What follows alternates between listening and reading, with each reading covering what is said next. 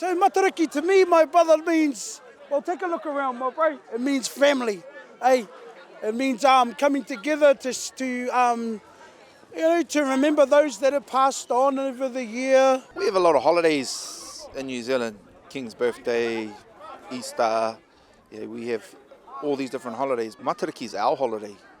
I think something primarily we can relate to and we understand and we celebrate. Coming together as a whole unit.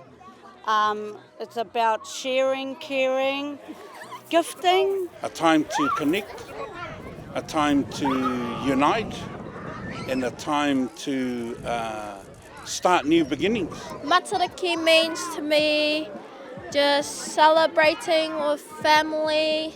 I love Matariki. For me, means whānau, good times, and kai, the good kai. To me, it means spending time with your family and whakapapa. Yeah, it's like a good thing. Like you celebrate. Real good. I feel happy that people are celebrating for Matariki. For me, Matariki, we emphasise food, eh? Yeah, we have Christmas and all that, but Matariki is all about our cultural foods, our powers and cream, our kinas, our kangawai, our smoked fish, our mutton birds, all those things. We get to pull those things out for our holiday and celebrate it. It's a te ao Māori way, you know, we do everything as a whānau, we do everything together. It's important for us as the older people, as adults and young adults to show our young people and our tamariki what whakawhanaungatanga looks like. Personally, as a father, it's about keeping our tikanga alive.